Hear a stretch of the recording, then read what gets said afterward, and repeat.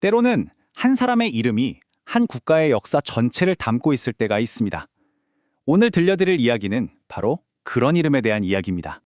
자, 여러분 혹시 이런 생각해 보신 적 있으세요? 우리나라에서는 왜 전투화를 워커라고 부를까요?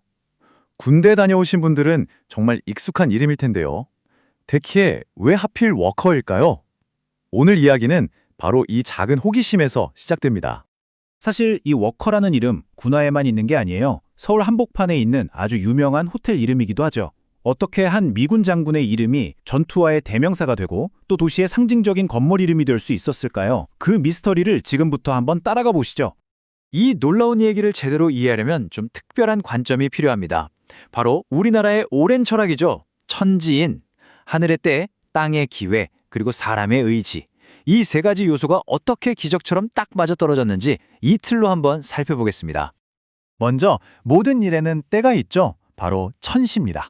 1950년 여름, 대한민국이라는 나라가 정말이지 지도 위에서 사라질 뻔했던 그야말로 절체절명의 순간. 역사는 바로 그 벼랑 끝의 순간을 기적의 때로 준비하고 있었습니다. 다음은 땅의 이점, 바로 지리입니다. 더는 물러설 곳이 없었던 마지막 방어선, 낙동강. 바로 이곳이 역사의 흐름을 완전히 뒤바꿔 놓을 운명의 무대가 될 줄은 그때는 아무도 몰랐겠죠.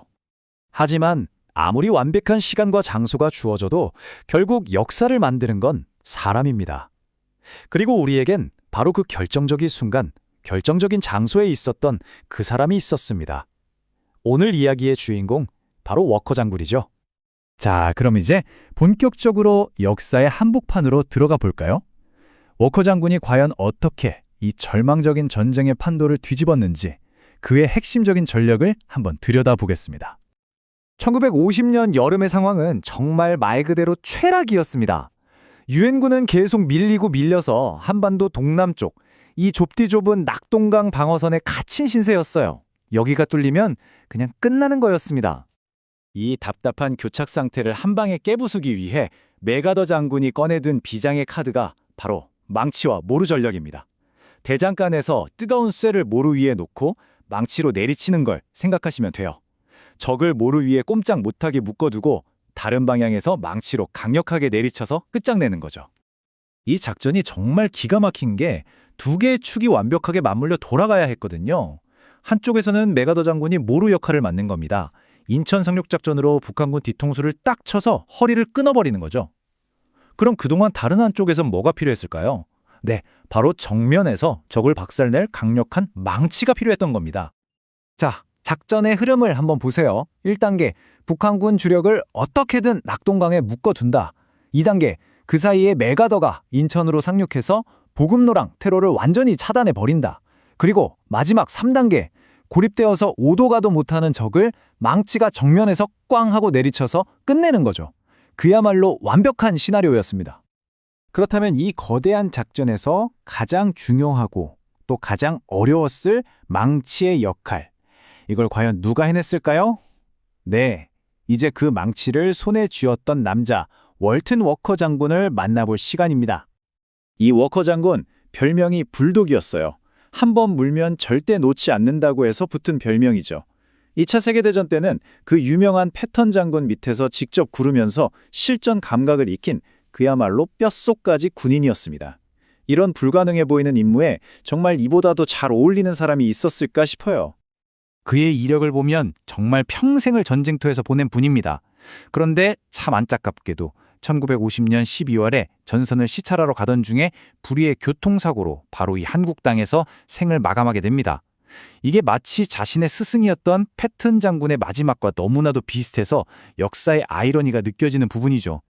자, 그렇다면 그가 목숨을 걸고 지켜낸 이 땅은 그 후에 어떻게 되었을까요? 워커 장군의 그 행동이 오늘날 우리에게 어떤 의미로 남아있는지 한번 살펴보겠습니다.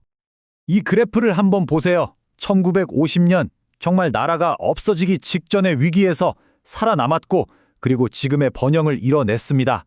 대한민국의 이 극적인 변화가 한눈에 들어오죠.